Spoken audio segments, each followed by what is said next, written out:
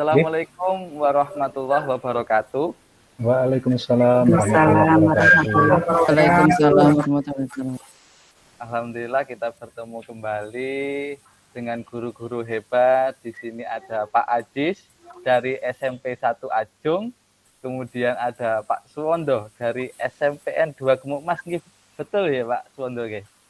Kemudian ada Bu Siti Nurhayati dari SMK 5 Jember. Kemudian ada Bu Utami dari SD Pelita Hati. Alhamdulillah saya bertemu dengan guru-guru hebat semuanya dan tampaknya saya sangat bergembira hari ini. Senang karena bisa berkumpul dan kita bisa berdiskusi bersama. Bagaimana kabar Bapak Ibu hari ini? Alhamdulillah. Alhamdulillah baik semua Bapak Ibu. Sebenarnya saya ingin bertanya sesuatu, tapi saya coba share dulu. Ini menggunakan menti.com, jadi Bapak Ibu nanti bisa masuk ke menti.com dengan nomor yang sudah saya sediakan juga di kolom chat. Monggo Bapak Ibu bisa diklik. Ada pertanyaankah di situ? Ada, tinggal pilih ya. Tinggal pilih. Saya pilih bahagia itu. Bagaimana perasaan Bapak Ibu hari ini? Apakah hari ini sedang bahagia, atau sedih, atau bosan, atau biasa saja? Pak Suwondo sudah mengisi, Pak Suwondo? Sudah, itu bahagia kayaknya. Oke, bahagia. Kemudian Pak Abdul Aziz, sudahkah mengisi, Bapak Abdul Aziz? Iya, sudah saya isi bahagia karena saya berharap itu doa. Alhamdulillah. Kemudian kita lihat hasilnya Bapak Ibu. Kalau berarti berbahagia, berarti kita bisa melanjutkan acara diskusi kita pada hari ini. Ya. Saya ingin bertanya terlebih dahulu Bapak. Kita sebagai Bapak Ibu sebagai pengajar yang dulunya pernah menjadi seorang siswa. Ya, pertanyaan saya ini mungkin adakah kenangan seperti apa guru yang disukai oleh Bapak Ibu? Mungkin ada juga suatu cerita yang lucu yang sampai membekas di hati. Mungkin ada yang ingin bercerita tentang apa yang pernah dirasakan waktu di sekolah. Mungkin Sinten yang mau menjawab? Bapak Abdul Aziz mau menjawab? Iya Pak, terima kasih. Saya ingin cerita saat saya di SD. Kenapa saya kok senangnya cerita yang waktu SD? Sebab kalau jadi anak yang nakal saat SD itu masih bisa dianggap lumrah, wajar. Nah, kalau nakalnya sekarang baru banyak orang yang akan menghujat. Betul, kan itu ditarik nih. Berarti nakal SD masih diperbolehkan ya Pak? Jadi saat itu saya itu teman-teman sudah persiapan upacara, sudah baris semua. Lah saya kok berlari-larian Pak, berlari-larian. Akhirnya tangan saya itu kena goresan kantor yang masih ada gedeknya itu loh, tajam itu. Sehingga saya oleh guru tersebut, nggak saya sebutkan namanya lah, itu saya dibawa ke depan upacara itu, dilihat orang banyak sambil tangan saya itu diangkat ke atas supaya darahnya tidak mengalir, dan itu dijadikan media pembelajaran oleh Pak Guru itu tentang masalah penghentian darah. Saya kira itu aja Pak Arif, terima kasih. Ya, terima kasih Pak Abdul Aziz. Memang kalau sesuatu yang mengena di hati itu selalu terngiang-ngiang, selalu terbawa sampai hayat. Kalau bisa pembelajaran kita itu seperti itu nggih Bapak Ibu. Jadi kalau kita itu mengajar sampai membuat siswa itu terkesan, pasti pembelajaran itu akan selalu diingat sampai sepanjang hayat. Mungkin dari ibu-ibu, mungkin Bu Siti atau Bu Utami ingin bercerita juga. Bu Siti, Ya. monggo Bu Siti. Oh Bu Utami, monggo Bu Utami. Ya, saya akan bercerita. Kalau Pak Ajis tadi di SD, saya juga. Makanya kalau di sekarang ini nama saya itu cuma 5 huruf, itu adalah sesuatu yang luar biasa yang saya terima di SD. Karena zaman itu orang tua juga tidak terlalu care gitu ya dengan anak-anaknya. Waktu itu ijazah saya cuma ditulis dengan 5 huruf, Utami itu aja. Padahal nama saya tidak itu. Tapi ya orang dulu kan enggak seperti yang sekarang ya, kritis, protes gitu, enggak. Ya sudah dibiarin aja. Dan sampai baru sadar waktu SMA bahwa ini enggak bisa terus-terusan seperti ini, sehingga akhirnya waktu SMA saya harus mengubah akte.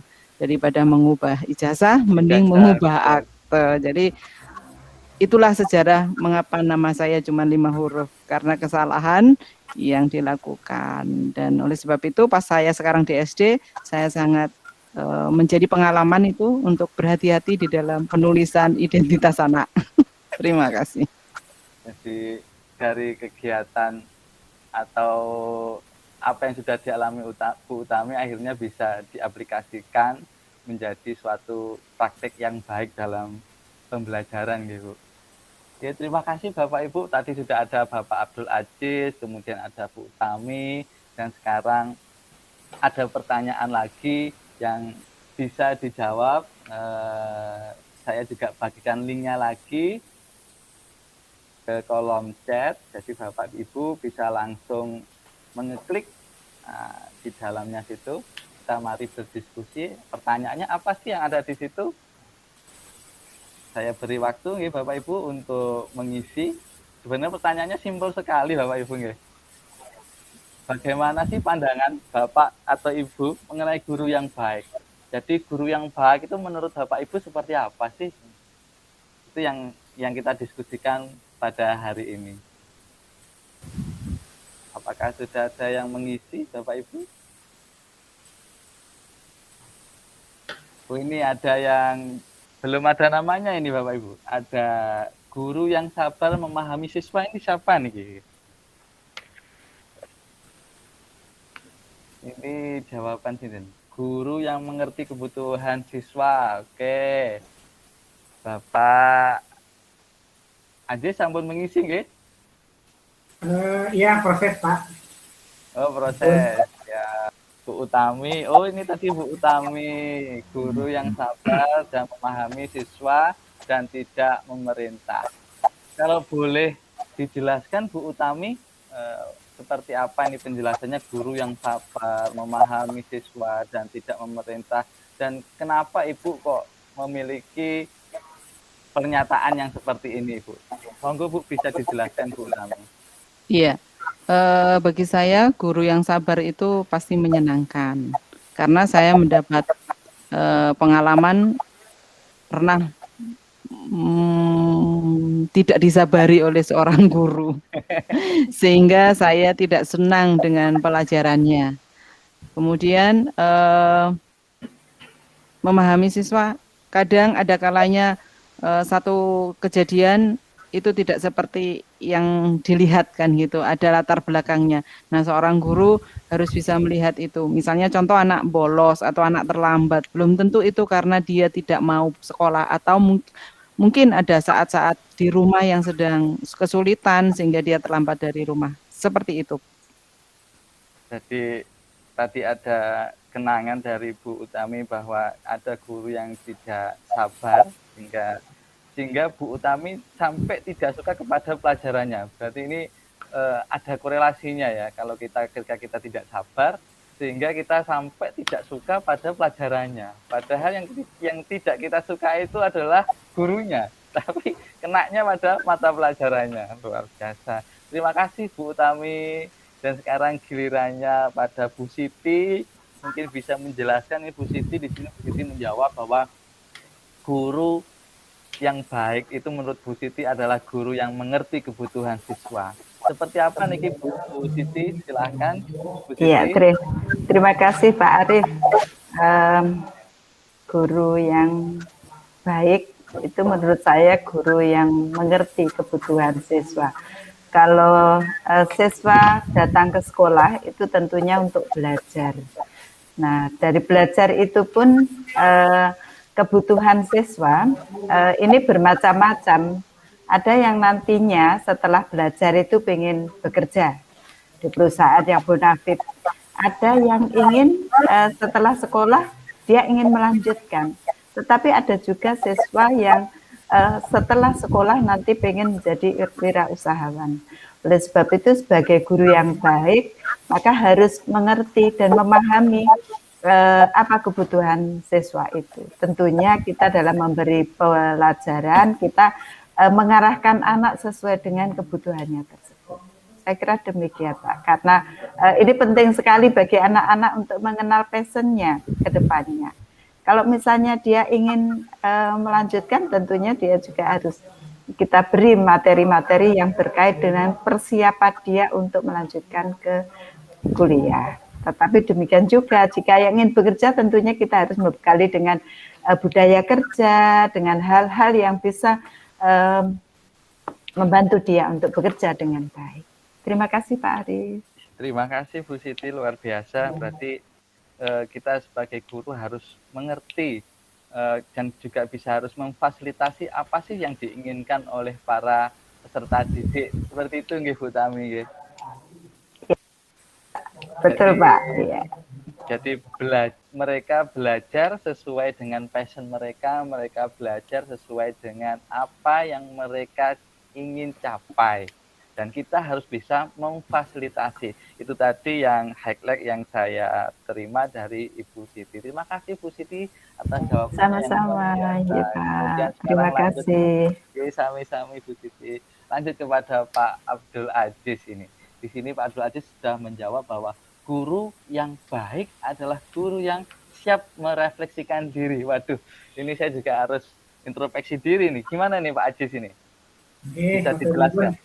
Ya, jadi pada saat kita mengajar itu, kemudian setelah mengajar, pada saat mengajar dan setelah mengajar itu kita harus berpikir mendalam, kira-kira ada progres yang baik apa tidak tadi saat strategi yang digunakan, ada hasilnya apa tidak, sudah memuaskan apa tidak. Kalau ternyata sudah baik, perlu ditingkatkan. Tapi kalau belum baik, nah maka saya harus ngapain nih nantinya supaya bisa menyempurnakan dan meningkatkan kepuasan dari proses pembelajaran itu, Pak. Iya Pak Aziz, ini tadi adalah harus ada hasil yang dicapai menurutnya Pak Aziz. Kalau menurut Pak Aziz sendiri, hasil yang dicapai itu dalam bentuk apa ya Pak Aziz, kalau boleh tahu Aziz? Nah, kalau nilai sikap tentu saja perubahan semangat belajar, kedisiplinan, kemudian keaktifan, itu dinilai sikap. Kemudian kalau dari nilai aspek pengetahuannya tentu saja pada saat setelah kita mengajar, kita post test, kita memberikan soal, kemudian setelah kita lihat hasilnya kok bagus ya, berarti kita hanya perlu mengembangkan. Tapi kalau ternyata lebih banyak yang dibawa KKM, berarti saya harus mencari strategi baru supaya hasilnya lebih bagus. Terima kasih Pak Aziz. Berarti hasil yang ingin dicapai mulai dari sikap, perilaku, dan juga nilai pengetahuan mereka secara kognitif, ya Pak Aziz ya. Tinggi Pak. Ya, terima kasih Pak Aziz. Jawaban yang luar biasa, ini penjelasan yang luar biasa. Dan ini terakhir Pak Suwondo. Pak Suwondo menjawab bahwa guru yang memahami karakter siswa sehingga diidolakan siswa. Kayaknya ini Pak Suwondo yang diidolakan para siswa ini. Gimana nih Pak? Oke, Assalamualaikum warahmatullahi wabarakatuh. Waalaikumsalam. Sebetulnya hanya sedikit ya. Kalau guru bisa memahami karakter siswa, otomatis tahu dia akan melangkah gimana. Oh, si A maunya seperti ini, si B maunya seperti ini. Sehingga dia bisa memberikan salah satu solusi waktu pada KBM. Kemudian sehingga dia diidolakan. Pagi sudah dinanti, oh nggak enak kan Pak Guru Gui. Nah, kayak gitu. Ya. Ini yang menurut saya seperti itu. Oke, itu aja. Terima kasih. Oke, terima kasih Pak Suwondo. Tadi adalah highlight-nya adalah tahu karakter siswa. Berarti kalau kita sudah tahu karakter siswa, nantinya kita akan tahu bagaimana cara melangkah. Pertanyaan saya lagi Pak Suwondo, karena jumlah siswa kita kan lumayan banyak, sekitar maksimal 36 siswa. Ini bagaimana cara mengakomodir semua karakter-karakter siswa yang tentunya berbeda-beda. Seperti apa kalau pengalaman dari Pak Suwondo? Oke, sebetulnya siswa saya kelompokkan hanya 3 ya. 1, siswa yang punya kelebihan. Ada yang paling pinter, ada yang kurang. Kemudian kedua yang biasa-biasa saja, yang ketiga siswa yang paling nakal. Ya. Itu yang mudah sebenarnya kita itu. Kalau yang biasa-biasa saja, oke lah, kita tidak terlalu pusing. Ya, untuk yang anak yang paling pinter, yang agresif ini. Pertanyaan apa dan sebagainya sangat agresif. Demikian juga untuk anak-anak yang kurang, dia malas untuk berbuat. Nah, ini perlu kita pendekatan khusus, motivasi. Sama anak yang nakal, yang luar biasa, itu bukan nakal sebetulnya. Perlu perhatian. Betul. Hanya perlu perhatian. Kita ajak ngomong lah. Kadang saya pancing itu si anak. Oh ini maunya gini, oke lah. Piro lek merokok ini. Ya. Tak paling seperti itu. Bisa, akhirnya kami pahami. Jadi tidak perlu per individu dihafalkan, tidak. Ada yang rata-rata biasa, ada yang anak pinter atau kurang, ada anak yang luar biasa, tanda petik dikatakan nakal, sebenarnya tidak nakal. Hanya itu aja cara memahaminya. Terima kasih. Berarti, ya, terima kasih Pak Suwondo, berarti perlu dikelompok-kelompokkan, jadi kita bisa mengatasi, bisa mengakomodir semua karakter siswa. Kemudian sebenarnya bukan nakal, ini tadi yang saya dengar tadi yang cukup bagus dari Pak Suwondo, ini nakal itu sebenarnya bukan nakal, mereka hanya membutuhkan perhatian, atau sebenarnya mereka adalah suatu kreatif yang perlu diarahkan seperti itu, nggih Pak Wondo, nggih. Ada lagi satu.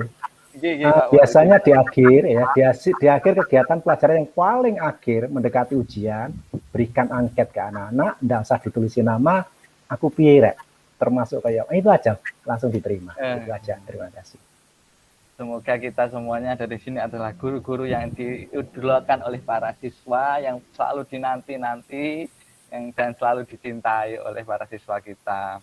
Dan tampaknya dari pertanyaan bagaimana pandangan Bapak atau Ibu mengenai guru yang baik, di sini tampak ada suatu kemiripan ini dari pernyataan Bu Utami, memahami siswa, kemudian dari Bu Siti, kemudian mengerti kebutuhan siswa, kemudian kalau Pak Ajis ini bisa merefleksikan diri, dan dari Pak Suwondo adalah memahami karakter siswa. Jadi ada kata memahami, kita berarti harus bisa memahami atau mengerti apa yang dibutuhkan oleh para siswa. Seperti itu nggih Bapak Ibu nggih? Nggih, sip. Setuju Pak. Setuju.